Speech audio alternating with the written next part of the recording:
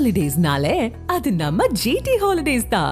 GT Holidays, South India's #1 travel brand. You know you are special when you're with GT Holidays. இது பற்றி பேசுவதற்காக பத்திரிகையாளர் சுவாமிநாதன் இணைந்திருக்கிறார். சுவாமிநாதன், தை பிறந்தால் வழி பிறக்கும், பிப்ரவரிக்குள்ள என்னோட முடிவை தெரிவிப்புன்னு சொன்னவர் இன்னைக்கு திமுகவில் ஐக்கியமாயிருக்காரு. அதிமுகவில் 3 முறை முதலமைச்சராக இருந்தவர் திமுகவில் தற்போது ஐக்கியமாகியிருப்பதன் மூலம் திமுக பலப்படுகிறதா? திமுக பலப்படும் அப்படின்னு நம்ம சொல்லிட முடியாது. ஏன்னா கிட்டத்தட்ட இது திமுகவுக்கு ஒரு வாய்ப்பு தான். ஏன்னா நீங்க தேனி மாவட்டத்துல மொத்தம் 4 சட்டமன்ற தொகுதிகள் இருக்கு. அதுல ஏற்கனவே 3 தொகுதிகள்ல திமுக தான் ஜெயிச்சிருந்தாங்க. கோடிநாயக்கனூர்ல மட்டும்தான் ஓபிஎஸ் அவர்கள் ஜெயிச்சிருந்தார். இப்ப ஓபிஎஸ் அவர்களுடைய தொகுதியும் திமுக வசமாயிருக்கு அப்படின்னு நம்ம புரிஞ்சுக்கலாம். அது வந்து ஓபிஎஸ் ஓட்டுத்திறல் அப்படிங்கிறது ஏறக்குறைய திமுக எதிர்ப்பு ஓட்டு தான் இதுவரையும். எடப்பாடி பழனிசாமி அவர்களுக்கு எதிராக அவர் சில காய்நகர்கள் அரசியல்கள் செய்து கொண்டிருந்தார். சோ அதனால உருவான ஒரு ஓட்டுத்திறனும் திமுக எதிர்ப்பு ஓட்டுத்திறனும் தான். நீங்க ஒரு தேனியில 3 லட்சம் ஓட்டு எடுத்தார் என்பது ஓபிஎஸ் அவர்களுடைய செல்வாக்குன்னு புரிஞ்சுக்கலாம். திமுகவுக்கு எதிரான ஓட்டு தானே அது. நீங்க அவர் எடுத்த 3 லட்சம் ஓட்டுகள் என்பது பாஜகவுக்கான ஓட்டுகள், அப்ப திமுகவுக்கு எதிரான ஓட்டுகள்னு புரிஞ்சுக்கலாம். சோ இது போடியில் அவர்களுக்கு பலம், தென் மாவட்டங்கள்ல பலம். இப்ப சசிகலா போன்றவர்கள் ஏற்கனவே தனி இயக்கம் கண்டிருக்கக்கூடிய சூழல்ல திமுகவுக்கு அதுவும் ஒரு சாதகமா அமையலாம். சசிகலா தனி இயக்கம், ஓபிஎஸ் திமுகவுக்குள் இணைவு, இதெல்லாம். பட் ஓபிஎஸ் அவர்களுக்கான அரசியல் செல்வாக்கு என்பது அதிமுகவினுடைய ஓட்டுத்திறன் இனி அவர் பின்னால் திறனுமா என்பது ஒரு கேள்விக்குறி. அந்த மாதிரியான சில விஷயங்கள் அது திமுகவுக்கு சாதகமாக இருந்தாலும் அதிமுகவுக்கும் சில சாதகங்கள் இருக்கு. ஓபிஎஸ் அவர்கள் வழக்கு தொடர்ந்திருந்தார்.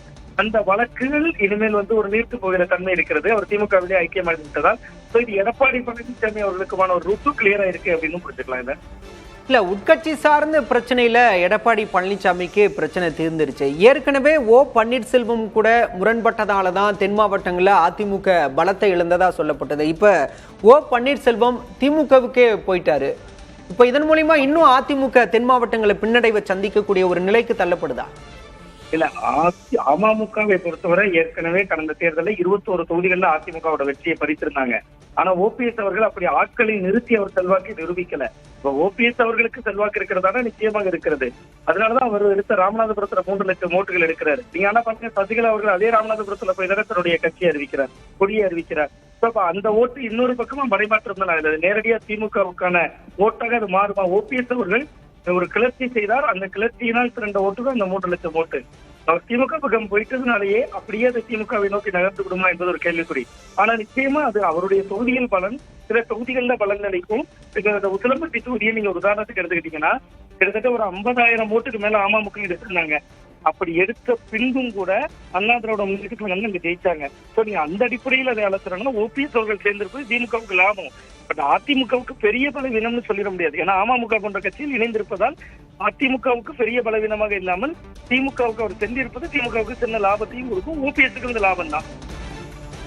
அவருடைய அரசியல் எதிர்காலத்துக்கு இது ஒரு பெரிய லெவல் கை கொடுக்கும். ஏன்னா கிட்டத்தட்ட அவர் நிராயுத பணியாக தானே நின்றார். அவர் எல்லா விஷயங்களுமே சொன்னாரு, இணைத்துக் கொள்ளுங்கள் என்கிற நிலையில பேசினாரு. ஆன பின்னும் இணைப்பு நடக்கவில்லை. அதற்கு பின்பு அவர் இந்த முடிவை நோக்கி நகர்த்தப்பட்டிருக்கிறார், தள்ளிவிடப்பட்டிருக்கிறார். இனி அவர் மக்கள் மன்றத்தில் பேசுகிற பொழுதுதான் அது திமுகவுக்கு எந்த அளவுக்கு சாதகமாக இருக்கும் தெரியும். ஓபிஎஸ் அவர்கள் தொடர்ந்து போனோம், களத்துக்கு போனோம், தான் எந்த சூழல்ல வெளியேற்றப்பட்டேன், தான் எந்த சூழல்ல திமுகவில் இணைந்தேன் சொல்லும் போது அது அனுதாபமாக மாறுகிற பட்சத்தில் திமுகவுக்கு கூடுதல் பலனை கொடுக்கும்.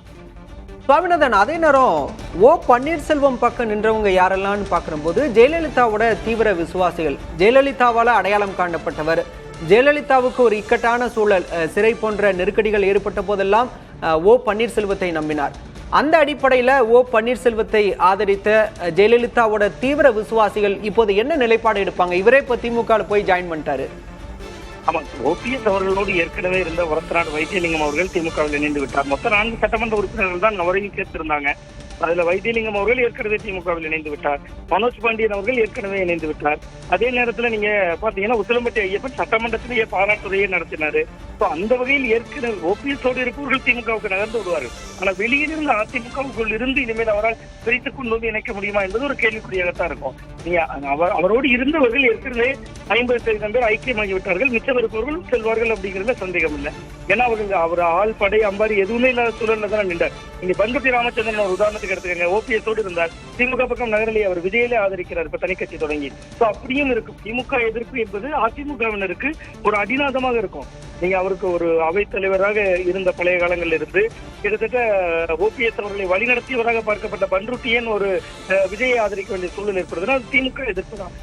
சீனியர்ஸ் கிட்ட அப்படியான ஒரு எண்ணம் இருக்கும்ல. அப்ப ஓபிஎஸ் அவர்களோடு சேர்ந்து சமகால அரசியல் களத்தில் இருப்பவர்கள் இடம்பெறுவார்கள். அதுல சந்தேகம் இல்லை. சுவாமிநாதன், அதே நேரம் இப்ப ஏற்கனவே தேனி மாவட்டத்தில் 3 தொகுதிகளில் திமுக வெற்றி பெற்றிருந்தாலும் கூட அதிமுகவில் இருந்தப்ப தங்க தமிழ்ச்செல்வனும் ஓபிஎஸும் எதிரெதிர் துருவமா செயல்பட்டாங்க. இப்ப அவருடைய ஏற்பட்ட முரண்பாடு காரணமாக தான் அவர் விலகி அமமுக, அதன் பிறகு திமுக எல்லாம் இணைஞ்ச பார்த்தோம். இப்ப தங்க தமிழ்ச்செல்வன் தான் மாவட்ட பொறுப்பாளர். பன்னீர்செல்வம் அவருக்கு தலைமையின் கீழ் தான் அங்கு மாவட்டத்தில் செயல்படக்கூடிய ஒரு சூழல் இருக்கு. இது திமுகவுக்கு கை கொடுக்குமா, இல்ல அங்கேயும் உட்கட்சி பிரச்சனைகள் அந்த மாதிரி ஒரு சூழல் ஏற்பட வாய்ப்பு இருக்கா? இல்ல, உட்கட்சி பிரச்சனைகள் ஏற்படுவதற்கான வாய்ப்பு குறைவுன்னு நான் பாக்குறேன். ஏன்னா அதுவே அவர்களுக்கு இருவருக்குமே புதிய கட்சி. அவர் எம்பி ஆகிவிட்டார், மாவட்ட பொறுப்புக்கு வந்து விட்டார். இருந்தாலும் அங்க ஒரு திமுக சட்டமன்ற உறுப்பினருக்கும் அவருக்கும் நடந்த தங்க தமிழ்ச்செல்வன் அவர்களுக்கும் நடந்த ஒரு வாக்குவாதமே சில மாதங்களுக்கு முன்பு ஒரு பெரிய பரபரப்பானது. ஒரு விழாவில தேர்ந்து நின்ற ஒரு காட்சியிலேயே பரபரப்பானது. ஓபிஎஸ் தங்க தமிழ்ச்செல்வன் அங்கு சென்றால் இணைந்துதான் செயல்படுவாங்க. ஏன்னா 2 பேருக்குமே அது புதிய கட்சி. இருவருமே தங்களை தலைமைக்கு நிரூபிக்க வேண்டிய கட்டாயத்தில் இருப்பாங்க. நீங்க ஓபிஎஸ் அவர்கள் தன்னை பலமாக நிரூபித்தது அதிமுக, தங்க தமிழ்ச்செல்வன் பலமாக நிரூபித்தது அதிமுக அமமுக. அங்க இருவரும் அனுசரித்து செல்ல வேண்டிய சூழல் தான் ஏற்படும். அது தேனி மாவட்டத்தில் திமுகவுக்கு பலன் சேர்க்கும், அதுல சந்தேகமே இல்லை. இப்போ ஓபிஎஸ் தொடர்ந்து இன்னும் சில முன்னாள் அமைச்சர்களும் கூட திமுகவில் இணைவு இருக்கிறதா சொல்லப்படுது. ஆமா, இன்னைக்கு நாள் என்னன்னு பார்க்கணும். காங்கிரஸை பேச்சுவார்த்தைக்கு அழைத்த நாள். இந்த நாள்ல இந்த செய்தி நடக்குதுன்னா இன்னும் மேற்கொண்டு சில பேரையும் அழைப்பதற்கான வாய்ப்பு இருக்கிறது. இதுக்கு முழுக்க காரணம் காங்கிரசுக்கான தொகுதிகள் அந்த விஷயத்துல கரார் காட்டுகிறது திமுக. தேமுதிக இணைத்தது போல இப்போ ஓபிஎஸ் வந்துட்டு பாருங்க, இன்னும் பலர் வர இருக்காங்க, அவங்களுக்கு தொகுதி கொடுக்கணும் அப்படிங்கக்கூடிய இடம் நோக்கி நகர்த்துறாங்க. சோ அவர் ஓபிஎஸ் காய் நகர்த்தினால் சில பேர் மீண்டும் வருவதற்கான வாய்ப்பு இருக்குன்னு தான் பாக்குறேன். நன்றி திரு சுவாமிநாதன், உங்களுடைய கருத்துக்களை பகிர்ந்து கொண்டமைக்கு. ஹாலிடேஸ்னாலே அது நம்ம ஜிடி ஹாலிடேஸ் தான். GT holidays, South India's #1 travel brand. You know you are special when you're with GT Holidays.